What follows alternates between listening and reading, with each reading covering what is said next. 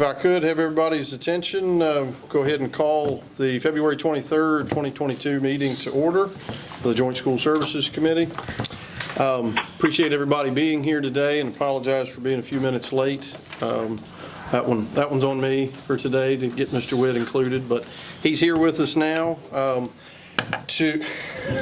Better late than never. Thank you, Jacob. Because some of our minutes are done via recording, I would like the record to reflect all committee members present today except for Mr. Baker and Mr. Tucker. Everyone else is in attendance. I'd like to start with the agenda, first with the approval of minutes from our January 26th meeting. One thing that's missing on these is Bert Baker was in attendance last meeting, so we'll have to make an addition to the agenda. Okay. So we have that, we believe, just showing that Mr. Baker was in attendance. I do see later on in the minutes that he is recorded with some of his comments. It's just a roster omission at the top. I'll give everybody a few moments to entertain any other changes, and then I'll entertain a motion to amend the minutes. I move to approve as amended. Have a motion by Mr. Garton. Do I have a second? Second. I have a second by Mr. Griffith. All those in favor? Aye. Any opposed? All right, thank you all very much. That brings us then to invoices, and we have two invoices. Both should be in front of you and were included in your packet. Give everybody a chance to take a look at those, and then, of course, entertain a motion to approve.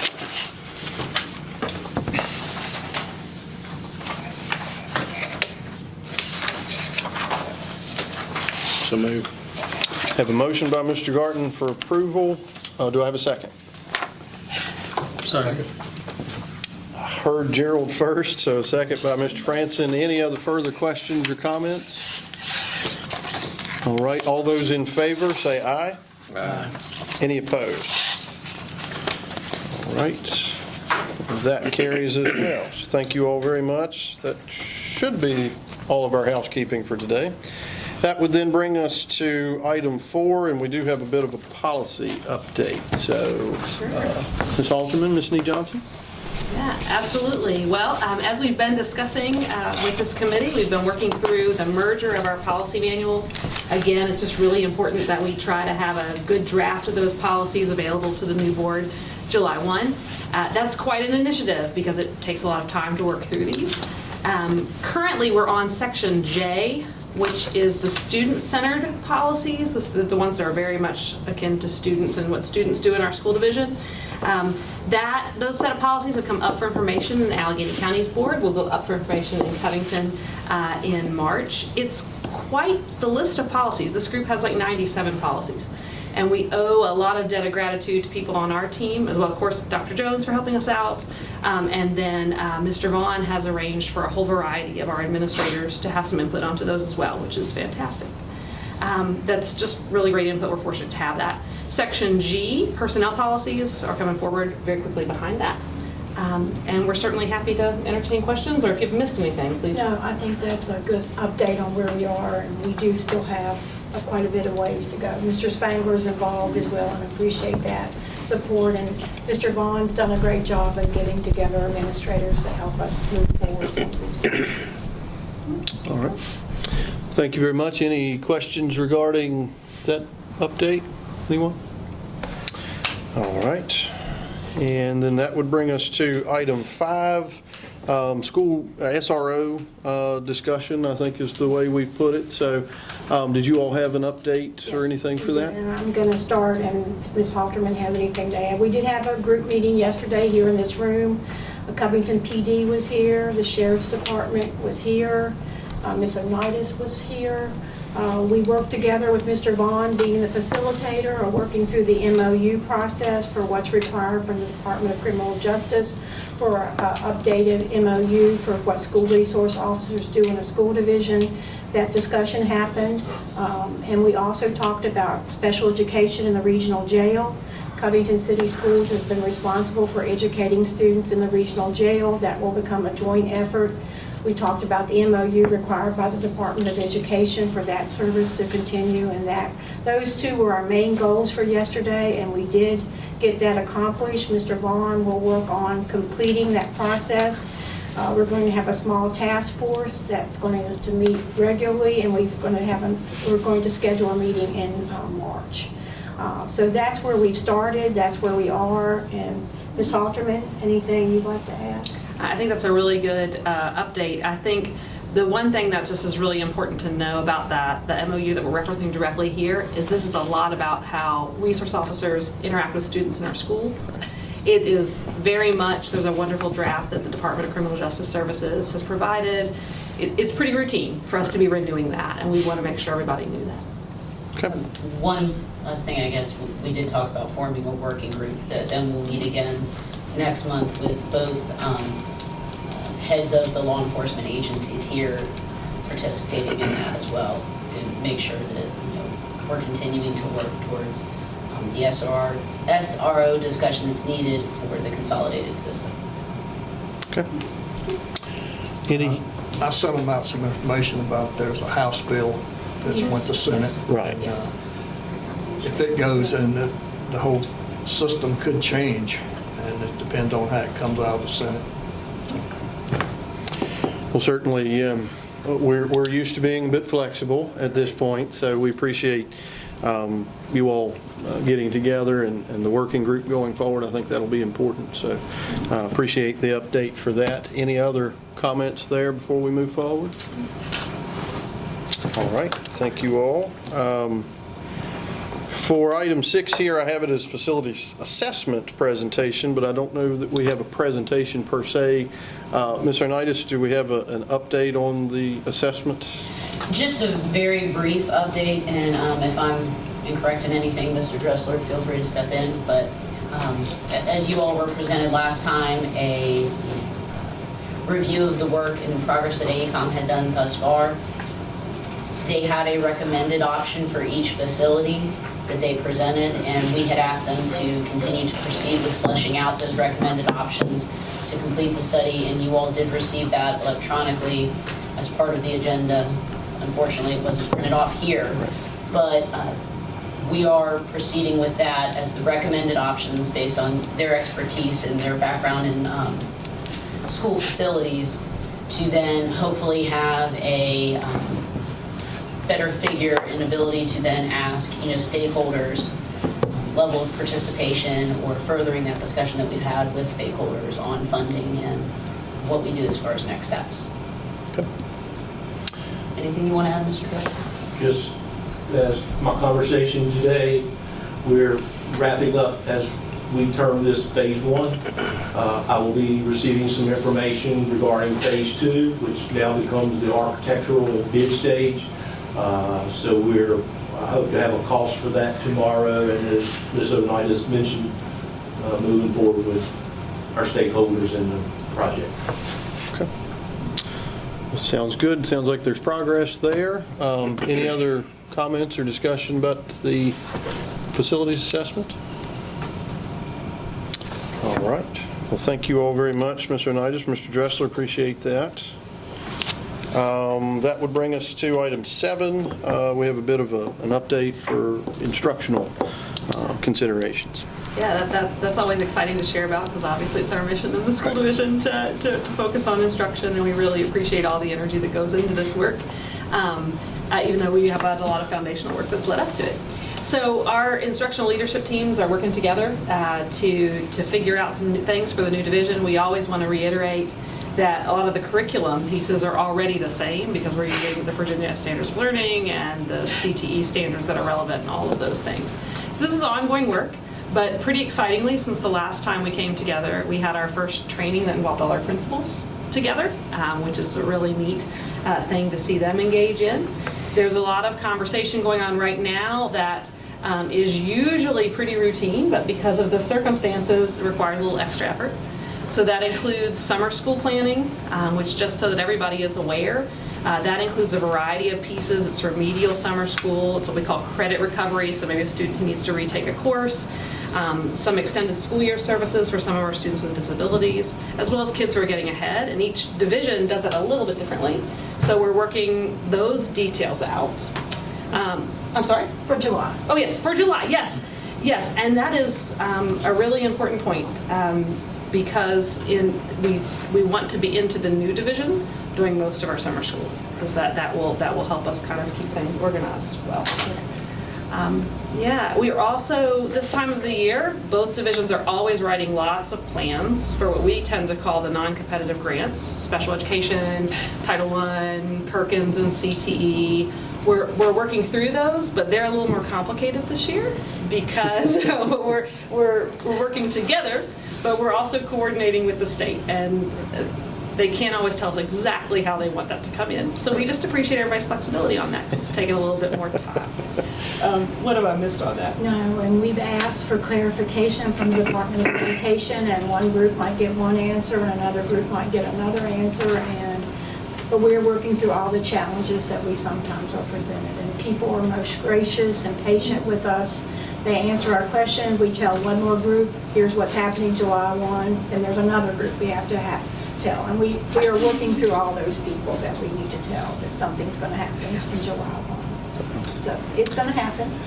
Well, I think I can speak on behalf of the rest of the committee. We appreciate your flexibility with that. It's hard enough to do your job in normal times in a lot of cases, but when the ground underneath you is kind of moving and the expectations are shifting, that's doubly hard. So we appreciate the efforts there. Absolutely appreciate it. Any other questions, comments, instruction-wise before we move on? All right. The next item we have on the agenda is facilities use agreement. You all should have received by email, I believe it was last week, a rough draft of that. That was just for informational purposes to circulate around. Ms. Unitas, do you have anything else to add for that? I'm really glad it's included in today's packet, just like our other materials. That's okay. My apologies. One thing that we were really mindful of when we were drafting that was wanting to try to work on the cost concept and really trying to keep things in place as they are now, but recognizing that there being more joint shared usage of really just everyone playing in everyone's backyard, recognizing that both recreational departments utilize school facilities. School facilities will also be then utilizing, locality-owned facilities. So just continuing that sharing process, and then just outlining in it a scheduling process. Kind of how they're in the school funding agreement is a budget meeting that then involves folks. Kind of just having one of those for scheduling at the beginning or outset of the sport setting calendar year. Overall, very high-level agreement, not designed to cover everything, but just be generic and fair and open to discussion or questions on that. Mr. Witt lost audio. Oh. Might have to take a time out. You're technical support now. Yeah. Right. Well, I think we're pretty much at the end anyways. We'll be all right. He'll be fine. Sure. Good check. Yeah, we're all right. And one thing to note is the use would still continue as it is now. For instance, when city facilities are used, the school system, kind of assumes liability for opening it up, closing it. If you break it, you buy it. Same thing that city does for utilizing interior school facilities. We use the gyms at times for our recreation league stuff. So that kind of, you break it, you buy it thing, but no focus on fees. Right. All right. You say you break it, you buy it. Who are you talking about, you?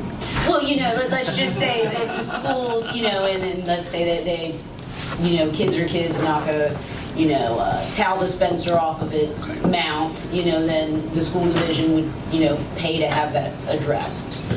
Or if, those kinds of simple things that happen, or if, somehow we had a recreation event scheduled and there was damage to a floor, then we obviously then have to cover the damage to the floor. But other than that, there's not a fee for use or fee for reservation or fee for scheduling. There's not a maintenance fee. Right. Is there like a USSSA tournament or something, is there a bond that they have to provide? I get their insurance. So if something would happen, you'd be covered there too, so. And we do that for all of our events and permits, Yes. as far as parades. Everybody's covered on everything, even lumberjacks. They're covered. And it's covered, so it wouldn't change. No, All right. this is strictly with our school system. Right.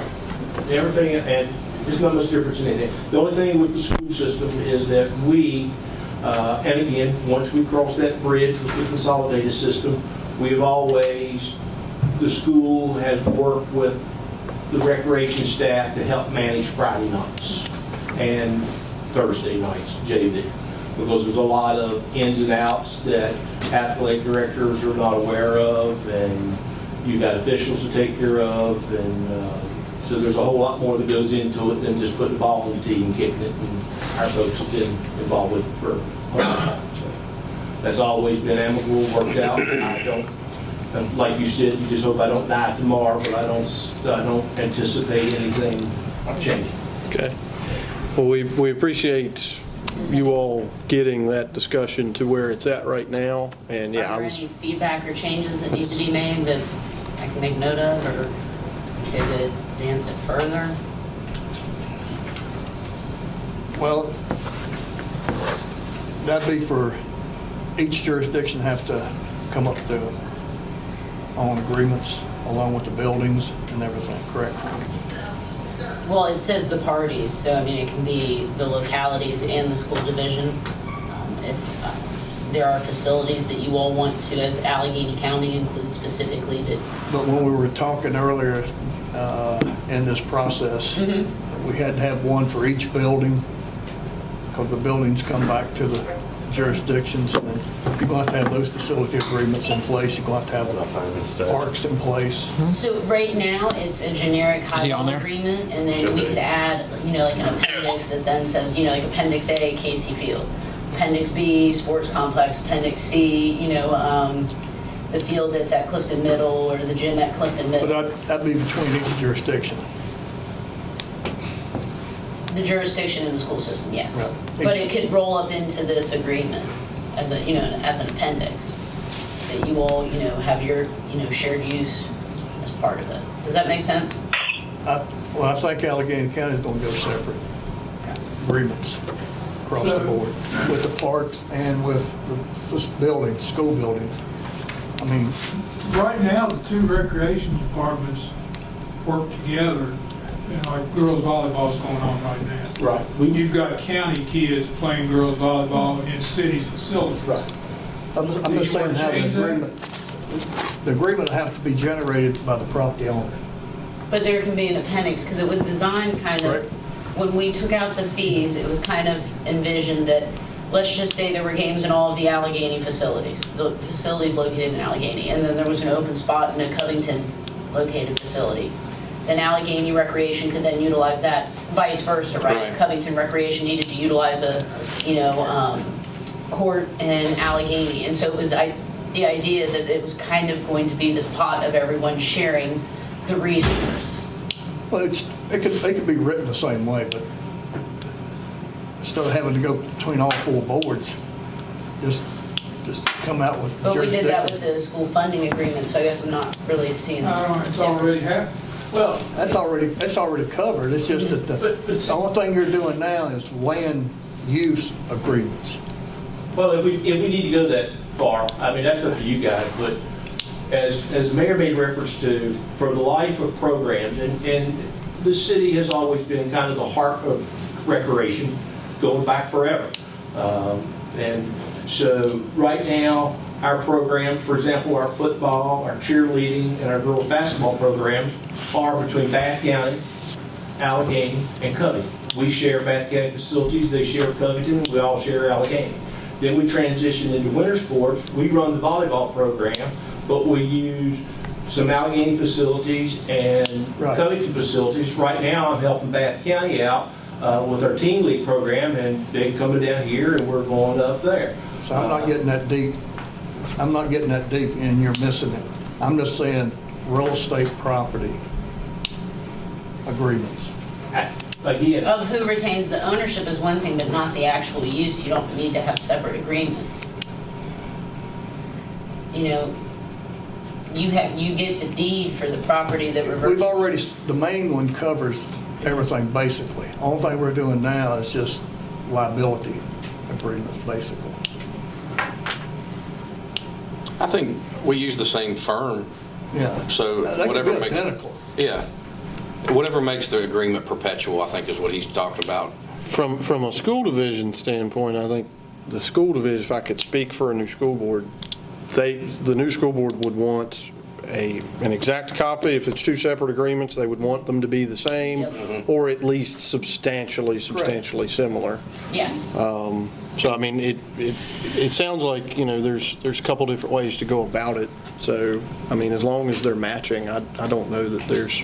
And to some point, the important thing is that it's fair to everybody. yeah, Particularly the kids. I mean, that's who I'm here in respect to. Yeah. Our children. So The main agreement covered all that. Yeah, so as long as we got a place to go play basketball. See, this has been a tough winter. Ms. Halterman and Ms. Johnson can tell you. We have not been allowed in the schools. We get it. We have basically been doing things in just 2 gyms throughout the whole Allegheny Highlands, and we've managed. But we just, you know, from those that want to play outside to those that want to play inside, everybody needs to be on the same page, level playing field. Yep. yeah. So at this point, with the one that's presented covering the city side of stuff, are we good to proceed with that? And then my understanding is the county will take the same framework and just insert their specific facilities. See, because all the other properties was in the main agreement. Casey Field was the only thing out, In the sports complex. and the sports complex, yeah. They were on, everything else was already owned by the school system. So there's no issue there. Only thing we've got to do is, when the deeds change from the school back to the city and back to the county, at that point, somebody's going to generate an agreement there to have everybody covered. To some point, you're gilding the lily a little bit, but I think your main concern is making sure nobody would change their mind or pull out at any given time. Everything's covered from then on. You know, no matter who's on what board, how things would change, it's always covered. Right. And joint use from each side, I think, which I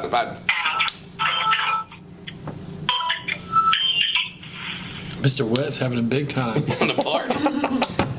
He's got So on his I TikTok. think we're all saying the same thing, but it just would be mutual agreement. And I think that's what you're saying. It could be an appendix or whatever. Yeah, I mean, there can be an appendix that's attached to this that then, you know, once this is signed, you know, and those appendix can be modified as needed, right? You know, there may be, you know, if there's a surplus property or surplus field at some point in time, that can come off, and if it then is disposed of or redeveloped for something else, then it is. Okay, once we get back with Jim, we'll get back with everybody.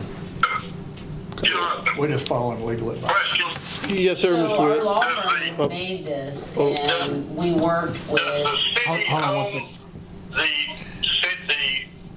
sports facilities that the school uses? Yeah. And the county, the school board owns the facilities that the school uses? Correct. What's the correct? Yeah, that's Is that correct. correct? Yes, sir. Okay, well, that does make things different in terms of, you know, who owns the facilities. And, you know, you just got to work that out as to where the school system fits in that arrangement, where the schools, and I think you have it in your agreement that schools have first priority correct. on Right. facilities in those places, and that probably covers that. But it's a little different when the city owns the property versus the school board owns the property. It makes it a little bit different. Right. Anyway, Yep. The good thing is Well, we after- use the same law firm, so those two guys just have to sit down and make it work together, and it's over. So, Send one bill. yeah, they'll send 2. That's more billable hours, but they'll make sure it works out for both sides. Right. Double the hourly rate. yeah. Any other comments, discussions there? Just as far as feedback and things, I mean, whether it be the no fee use, I know school boards sincerely appreciate those sorts of things. And then I think from school priority to some arbitration pathways there, making sure that, again, as Mr. Dressler said just a bit ago, the focus is on making sure the student athletes, a lot of times is what we're talking about, have access to these facilities without as smoothly as possible, I think. So we appreciate the work there. It was a good starting point, if nothing else, but I personally thought there was a lot of good language in there that made a lot of sense. So. And we're very lucky to have great facilities too. I mean, Right. to have multiple. We are. Yep. Any other facilities use discussion before we move on? Can you imagine the mess it would be to charge, each facility, like, we charge Allegheny or Covington and Company charges us? I didn't go there. What a mess. Yeah. That's open door policy. Yeah, just that's the best way to do it, is because they're all our kids, right? Right. Yep. And that's the thing I'd like for everybody to get out of this, is that it's not a us and them, it's us, all of us, right? All our kids. That's what we should be focusing on, is to get the kids in the best position. Amen, Gerald. Well, that would then bring us to, we'll re-rack it again for you guys. We'll have the superintendents and then member comments after that. So. Great. Well, we just have a couple things for you all today. One is pretty fun. As you all know, we've been working with our new communication specialist, which is Mr. Gerald Gleason. That's coming to us through the Allegheny Foundation. He's here today. And he is here today. He is down there in his new role. And he has helped us create this fact sheet about the consolidation. It's about the merger, and that is something that we're using in a lot of different venues to just reiterate some key facts, and it's a good example of the type of communication initiative he's helping us with, so that we hopefully limit confusion in the community and help make sure that people know what they need to know when they need to know it. This is a very high level view, so this is something that we're using with parties like the state when we interact with different professionals at the Department of Education. This is something that we've been able to use in some recruiting efforts with some folks who might want to work with us. So it's pretty exciting. Yeah. And we also hope to post it on various websites and throughout the community. And a good idea is that we will share it with every family, because I think that's where we also need to start with communication. And once that we've shared it with both boards and you folks, we will start sharing it with our families. So, and we are hoping that this is the first of many endeavors to come of this nature, to talk about what's next with possibly athletics, what's next with curriculum, how are we going to share some of this knowledge that we all have that we need to share with the public. So that's Mr. Gleason's next step. So he's been working hard to keep us all out in the community with the good things that are happening in both school divisions right now. That's very exciting. Since the last time we were together, we have written and signed the Memorandum of Understanding that covers a lot of this work together. So we just want to make sure that you all know that we were able to get that executed. We talked about that, I think, last in December as well as in January. And that's just important for everyone to know, because we are sharing a lot of resources between the divisions. They include things as routine as helping prepare contracts on up to, say, getting a banking bid. It's one of the things we were just talking about today, is we've got to make sure we have new bank accounts for the new divisions. That's all exciting things. We want people to know that exists, though, because we are sharing a lot of information and resources at this point. And as we mentioned earlier about the administrators getting together, we also start hoping to get together committees like a school health advisory committee and other joint committees together to start the work that's going to have to take place after July 1. So that's all in place right now as we speak as well. Don't forget to copyright this for our book. That's right. Yeah. We'll write a how-to book for everyone. We'll sell it to them. We are two of the other joint initiatives right now is we have the joint school calendar moving forward in both boards, and the joint budget That budget committee has done a lot of work. I didn't know if you had anything particular to add about the budget committee. No, the budget committee is going to meet again tomorrow. A lot of work has been happening between both finance directors, and we hope to move forward with both boards with that knowledge. Once we continue, we've gotten our health insurance rates, we've gotten things from VRS.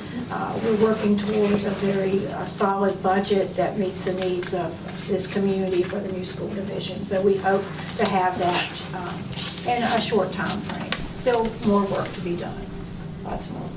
Absolutely, but it's really good teamwork, and it's really fun to start feeling that team coming together as one. So we appreciate everybody's support.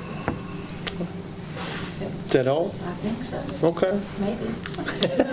You might think of something else. Anybody have anything else before we adjourn? I'd like to make a comment, John. Yes, sir, Mr. Can you Witt. hear me? Yes, sir. Okay. First, I want to commend the leadership team for the job they're doing and all the board members for the job you guys are doing in pulling this off. Having one school system with a county and a city involved is unique in Virginia. There are only, two others maybe in the state. So that's a unique arrangement. After July 1, you can't say enough about the fact that every citizen and student in Allegheny County will enjoy equal shares of the total school system. It is one school system after July 1, and everybody's going to have equal ownership in that.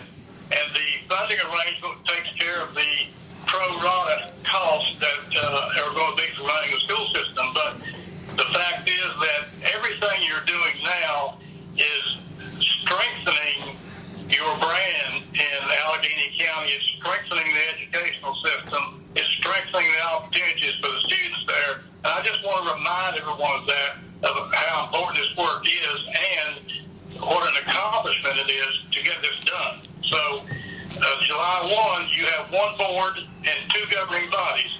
If that one board and two governing bodies agree on anything, then you can do it. I mean, that's what it is. So you're doing a great job, and everything is going well, I believe. So I wanted to say that.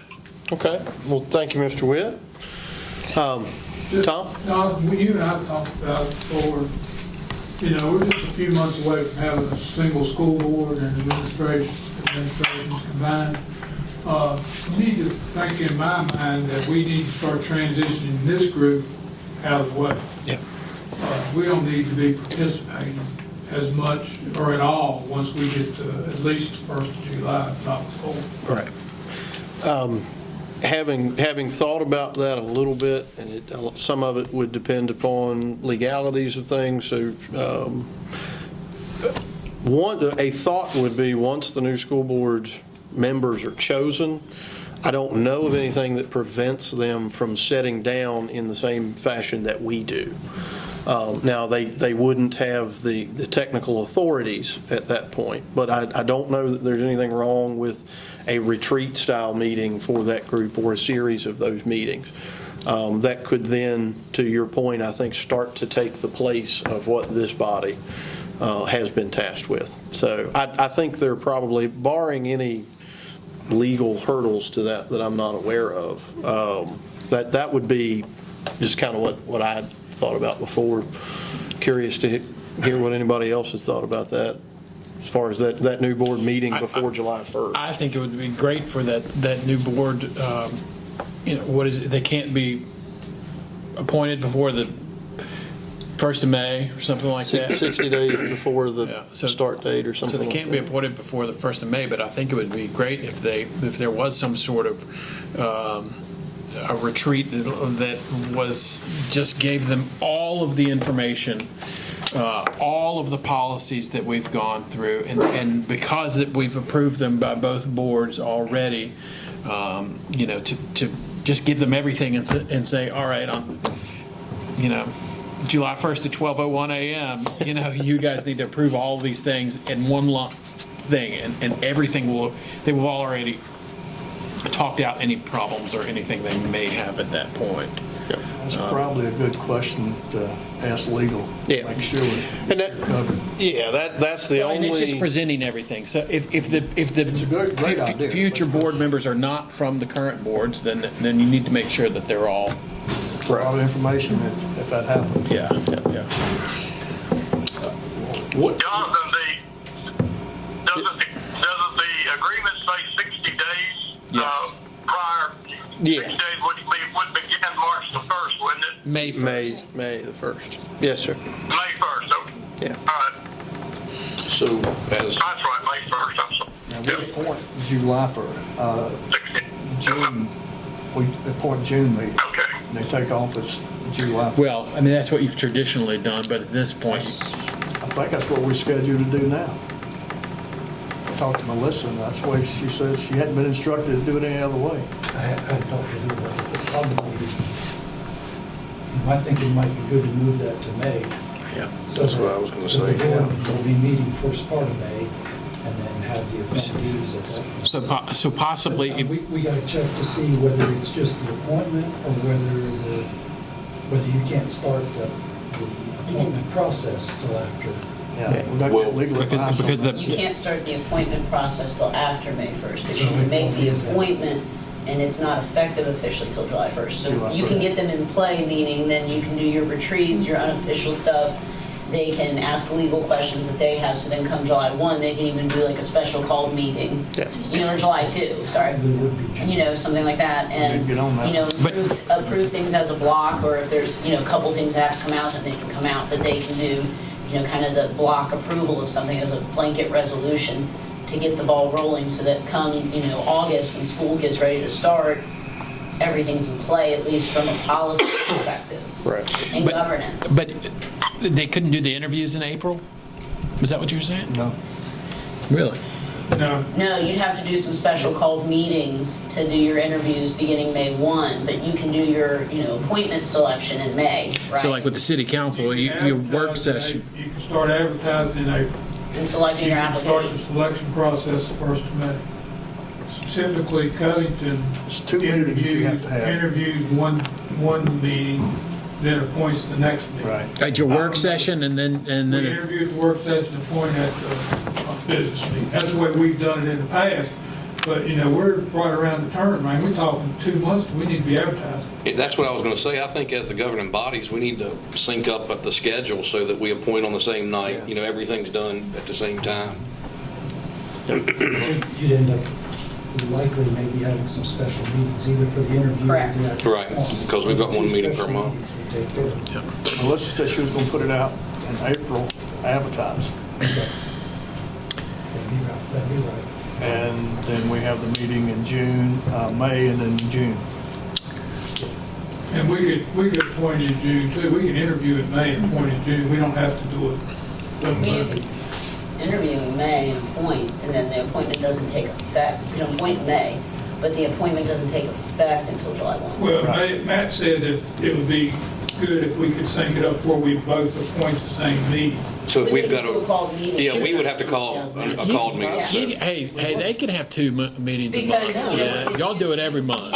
I'm thinking, because of how much work's been That done gave on them such a big policy. raise. Whatever we do, we just You're need to gonna make sure we want do it the that same month. way, so we don't have an issue. The I'm only sorry. reason I was thinking of the called meeting piece for you all It wouldn't be a call meeting. is having the month of June then to give, the new appointments the opportunity to digest everything that will, be asked of them as a blanket resolution, right? And to Yeah. have an opportunity to schedule a retreat or to schedule meetings with you all as committee members, right? Because if you cut it less than 30 days, you're really putting people in a crunch to, if it's anyone new, to get up on a learning curve to be prepared to vote for something that has so much. Don't need a call meeting. Or to schedule a couple days. I mean, Yeah, but I mean, as long as, and if you don't need To get a 7 people meeting, together in a but room. As long as the appointment selection's done in May, with the understanding that it takes effect July 1, then you're good. Yeah. May, we have to do it in June, first week of June. Unless you had some called meetings. You could, in theory, have called meetings for both the interview and the appointment. Well, the 7th is the date we meet In May, in June. in June, okay. Yeah, the first week. Why don't we work together and just put a schedule together to see And see, what works? we have the first meeting on May the 1st, on May the 3rd. Then we advertise in April, that gives us our 60 days. Yep. I mean, You're not going to advertise till May the 1st? Advertise in April. Yeah, and then you'll interview on May the 1st. Interview May the 3rd. Then appoint on June 7th. See, we interview on May 3rd typically, and then we That's a would good idea. appoint on May the 10th because we have our So regular we'll be meeting. appointed on the 7th. I think you guys need to have a called meeting because it is really hard to It's get a lot of 7 people information. together for a meeting. And That's if we what we do a should look retreat, at. we're talking about, We can't do it no quicker. We can have a called meeting But after you May won't have the 3rd. time. You won't have the days. you can have a called meeting on the 7th, or you have a regular meeting on the 7th, you can have a called meeting on the 8th. You advertise in can- April. Instead of a called meeting, you'd just be continuing the May meeting. You would adjourn to May that. 7th to, or the May 3rd rather, May to 10th. May 10th or whatever date you set. So you can do that because you're publicizing when you're going to have your meeting ahead of time. Because I think just not giving any new board members 30 days to have a retreat or to have opportunities to ask legal questions isn't, it's just an unfair position to put a person in. The appointments just need to happen have to happen within 60 days of July 1st.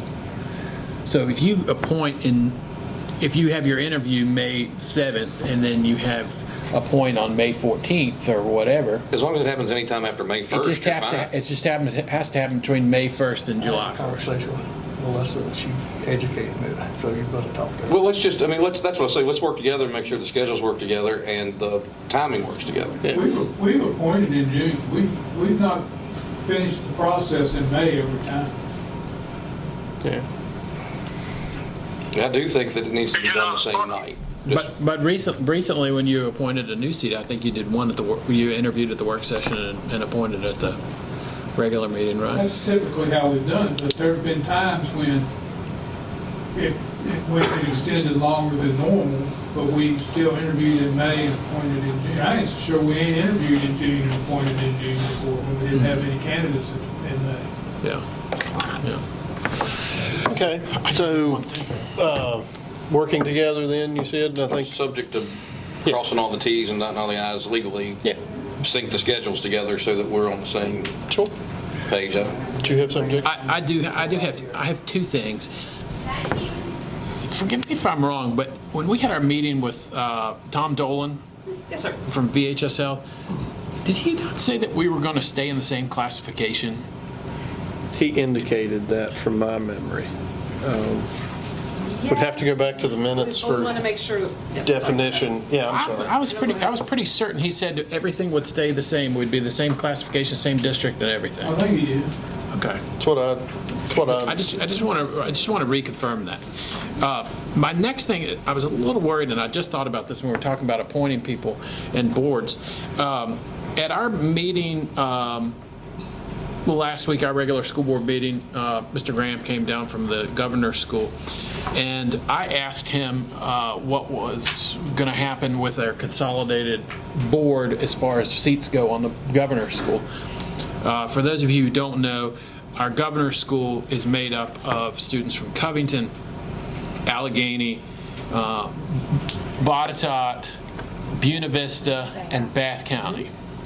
So we've got 6 seats on that board. Allegheny has always been the lion's share of the governor's school. I think we almost had like 70% of the seats at the governor's school at one time. Things are a little different because of the virus and kids dropping out and not wanting, my first year on the board, I was on that board, and we have 70% of the seats. We pay 70% of the funding for that. We're also the fiscal agents and all of that. And we're only one vote. or equal to everyone else. And so I asked Mr. Graham at our meeting what he envisioned us being in a new in a consolidated system. He said he still thought we would have one voting member. So when we're combined with Covington, now we're probably over 80% of the governor's school board, and we only have one of now 5 votes. And that is just not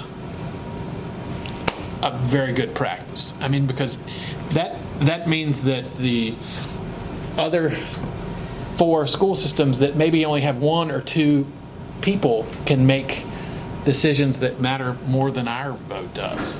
So I think, and he acted like that was something that needed to be looked at by the Department of Education or the Board of Education. And that's one area that I have not contacted Donna Polland and Yeah. DOE, and that probably does need to. So if we are only going to have one vote on that board, it needs to be a weighted vote, or we need to have more votes on that board, because if we're going to fund 80+% of it, and we only have 20% of the vote, I don't think that's. Well, we'll count that as another governance issue that is ripe for exploration. We'll have to look at that as an opportunity. Is that all you had? That's it. Okay. Anybody else? I would like to just say one thing. The Joint School Services Committee toyed with a fact sheet at one point or another. This is a little harder, Daryl, good job. This is a little harder to pull off than it might look.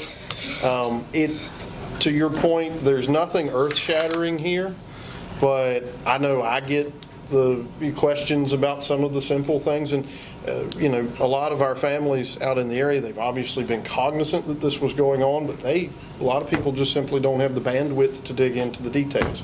So I think this is a very, very good thing. I appreciate you guys putting that together. In the new school colors. It is, don't they look nice together there? That looks really nice. Well, that's all I have. Anybody else before we I might close? follow up on that VHSL thing. Yes. Because the reason you're hearing what I probably heard, so. Yeah. Well, someone brought it to my attention how the numbers, the enrollment numbers. So We may very well be at a level that puts us with Auditot and those folks. yeah, well, Three Rivers. I've heard that Three Rivers has said that even if we go to AAA, we would stay in the Three Rivers district. But it appears that maybe we would have to. Our population would be a little high for. Did we not get an update from the VHSL? Because I seem to recall at their meeting, they only had one person vote against the new division staying in the district. And I believe that was approximately November or December, Yes. so I think we're both wanting to double check that and make sure we're just not misspeaking. Is that? And we're basing the new enrollment of the school division on what, 2750 or something like that. So with the combined numbers, we'll double check that. But I think Charity Hale has looked into that multiple times, and we've gotten one ruling, and I think it went to the Three Rivers District group at one time. So we need to make sure that we are going that way. Okay. Well, scheduling, they'll begin scheduling with that this fall. Well, we'll follow up on that, but I think we all recalled the same thing, so that gives me at least a little bit of a good feeling. Without anything else, then, I will entertain a motion to adjourn. So moved. Have a second? Jacob? Second. Thank you all very much. You wanted to hit that.